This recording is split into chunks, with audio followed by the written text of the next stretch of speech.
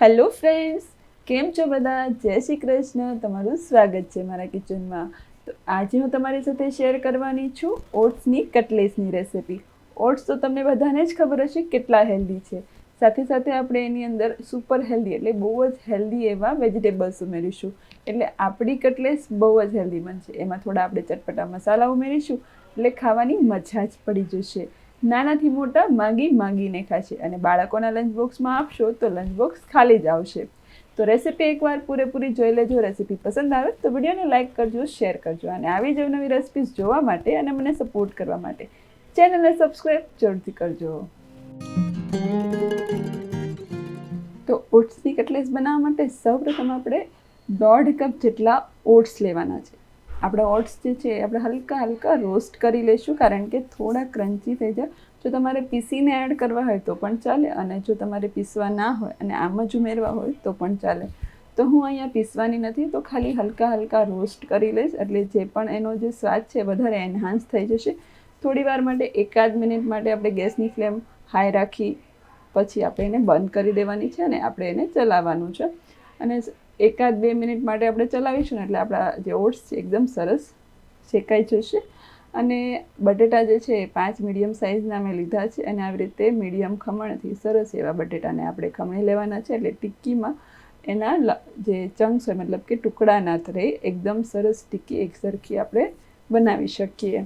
તો આવી રીતે સરસ એવા આપણે મેશ કરી લેવાના, અથવા તો જો મેશરથી એકદમ સરસ મેશ કરી શકતા હોય તો એનાથી મેશ કરી લેવાના. તો હું આવી રીતે ખમણીને લઉં છું. તો હવે બધા જ બટેટાને આપણે અહીંયા ખમણી લીધા છે. થોડાક અહીંયા આપણે વેજીટેબલ્સ લીધા છે, જેમ કે બાફેલી મકાઈ, એને આવી રીતે ઝીણી કટ કરીને લીધી છે, અડધા ફાડાની જેમ. પછી ઝીણું કટ કરેલું કેપ્સિકમ, ખમણેલું ગાજર અને થોડા લીલા ધાણા. આ બધું જ વેજીટેબલ્સ આપણે 2 થી 3 ચમચી જેટલું લીધું છે. તમે થોડું કે વધારે ઓછું કરવા માગતા હોય તો કરી શકો છો. અને ત્યારબાદ તમે અહીંયા ડ્રાયફ્રૂટ લેવા માગતા હોય, કાજુ ને દ્રાક્ષ, તો પણ અહીંયા તમે ઉમેરી શકો છો. મેં અહીંયા નથી ઉમેર્યા, તમારે ઉમેરવા હોય તો તમે ઉમેરી શકો છો. ત્યારબાદ આપણે એકદમ સરસ ચટપટું બનાવવા માટે થોડાક મસાલા કરીશું. તો તીખાશના માપ પ્રમાણે આદુ મરચાંની પેસ્ટ, 1/4 ચમચી આદુ મરચાંની પેસ્ટ લીધી છે. ત્યારબાદ સ્વાદ પ્રમાણે મીઠું, મેં અહીંયા બટેટામાં બાફવામાં મીઠું નહોતું લીધું એટલે મીઠું ઉમેરી રહી છું. થોડી હલકી ખાંડ ઉમેરીશ અને ચપટી જેટલી હિંગ અને અડધી ચમચી જેટલી આપણે હળદર ઉમેરીશું. આ મસાલા તમે તેલમાં થોડા રોસ્ટ કરીને પણ લેવા માગતો હો તો પણ કરી શકો છો. પછી આપણે સ્વાદ પ્રમાણે મરચું અને ધાણા જીરું ઉમેરીશું. 5 ચમચી જેટલો ગરમ મસાલો ઉમેરી રહી છું, એનાથી બહુ સરસ સ્વાદ આવે છે. ત્યારબાદ સંચળ પાવડર, અને જો તમારે આમચૂર પાવડર ઉમેરવો તો એ, નહીં તો લીંબુનો રસ ઉમેરી દેવાનો. તો મેં અહીંયા અડધા લીંબુનો રસ ઉમેરી રહી છું. તો આ બધા જ બેઝિક ચટપટા મસાલા જે ઘરમાં અવેલેબલ હોય છે એ જ આપણે અહીંયા ઉમેર્યા છે. પછી હાથેથી પહેલાં તો આ બધા જ મસાલા અને વેજીટેબલ્સને સરસ મિક્સ કરી લેવાનું, અને ત્યારબાદ જે આપણે ઓટ્સ શેકીને રાખ્યા છે ને એ આપણે અહીંયા ઉમેરવાના છે, પણ જોઈતા પ્રમાણમાં આપણે ઉમેરીશું. તો 1.5 કપ જેટલું આપણે લીધું છે, તો એ 1.5 કપને આપણે અહીંયા જરૂર પડે ને એ પ્રમાણે ઉમેરવાનું છે. તો થોડું ઉમેરતા જઈને મિક્સ કરતું જવાનું, અને તમે જોઈ શકો છો કેટલું આપણને એ ઢીલું મિશ્રણ લાગે છે. તો અહીંયા બધા જ ઓટ્સ હું અહીંયા ઉમેરી દઈશ, અને ઓટ્સ જે છે ને આપણે મિક્સ કરીને થોડી વાર માટે એને રવા દેવાનું, જેથી કરીને બટેટા અને વેજીટેબલ્સમાં જે પાણી છે એ શોષી લેશે અને થોડું કઠણ મિશ્રણ તૈયાર થઈ જશે. તો મેં 5 મિનિટ માટે રવા દીધું હતું ને, તો એકદમ સરસ એવું નહીં બહુ ઢીલું કે નહીં બહુ કઠણ એ રીતનું થઈ ગયું હતું. તો આવી રીતે જે શેપમાં તમારે ટિક્કી બનાવવી હોય એ શેપમાં તમારે શેપ આપી દેવાનો. તો હું આવી રીતે નોર્મલી ગોળ ટિક્કી જ બનાવી રહી છું. તમે હાર્ટ શેપમાં અથવા તો આઉલ શેપમાં, કોઈ પણ શેપમાં તમે ટિક્કી શેપ કરી શકો છો. એકદમ ઇઝી છે. પછી મેં અહીંયા રવો લીધો છે કોટ કરવા માટે, જે ઝીણો રવો આવે છે એ. તો એ રવાથી આપણે કોટ કરી લઈશું. જો અથવા તો તમારે બ્રેડ ક્રમ્સ હોય તો એમાં કોટ કરવું હોય તો પણ તમે કરી શકો છો. પણ આ ઇઝી છે, કંઈ મોટી તામઝામ નથી, કંઈ સ્લરી બનાવવાની, ડાયરેક્ટ જ આપણે રવા સાથે કોટ કરી લેવાનું. તો આવી રીતે રાઉન્ડ શેપમાં સરસ એવી નોર્મલ આપણે ટિક્કી રેડી કરી લેવાની અને પછી રવામાં કોટ કરી દેવાનું. તો આવી રીતે બધી જ ટિક્કી આપણે તૈયાર કરી લેવાની છે. તો આપણી ટિક્કી જે છે બધી જ તૈયાર થઈ ગઈ છે, તમે જોઈ શકો છો.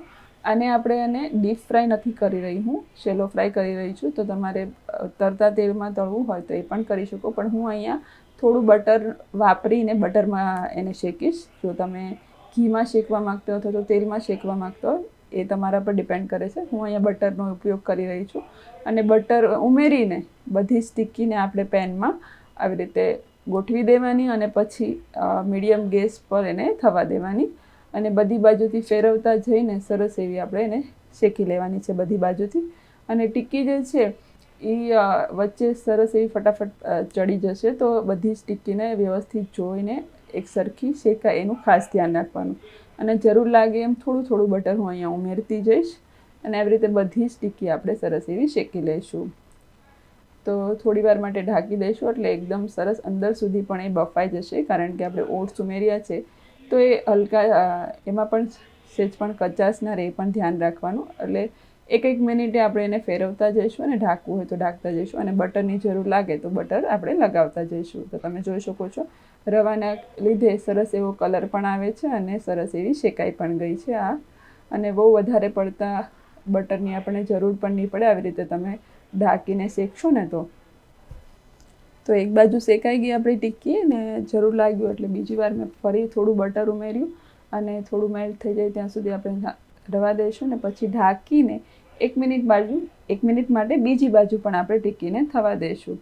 અને જે ટિક્કી થઈ ગઈ હોય એને કાઢીને બીજી ટિક્કી આપણે અહીંયા ઉમેરી દઈશું. તો તમે જોઈ શકો છો હવે આપણું બટર મેલ્ટ થઈ ગયું. આપણે થોડી વાર ઢાંકી દઈશું અને ટિક્કીને બીજી બાજુ પણ સરસ એવી શેકાવા દઈશું. અને આપણી ટિક્કી જે છે એકદમ સરસ બીજી બાજુ પણ શેકાઈ ગઈ છે. તમે જોઈ શકશો, હમણાં હું તમને બતાવું, બંને બાજુ એક સરખી શેકાવા દેવાની છે. તો હવે આપણી ઓટ્સની કટલેસ બનીને તૈયાર થઈ ગઈ છે, જે સુપર હેલ્ધી ને સુપર ટેસ્ટી છે, જે નાનાથી મોટા બધાને બહુ જ ભાવશે. તો આને તમે કેચઅપ સાથે અથવા તો ધાણા મરચાં ફુદીનાની ચટણી સાથે પણ સર્વ કરી શકો છો. બહુ જ ટેસ્ટી લાગે છે. તો તમને આજની આ રેસિપી કેવી લાગી મને કમેન્ટ્સમાં જરૂરથી જણાવજો. અને જો રેસિપી પસંદ આવી હોય તો વિડીયોને લાઈક કરી દેજો, શેર કરી દેજો અને આવી જ નવી રેસિપીઝને જોવા માટે અને મને સપોર્ટ કરવા માટે ચેનલને સબસ્ક્રાઈબ જરૂરથી કરજો. તો ફરી મળીશું આવી જ નવી રેસિપીઝ સાથે. ત્યાં સુધી બધા આવજો. Thank you so much for watching. Take care yourself.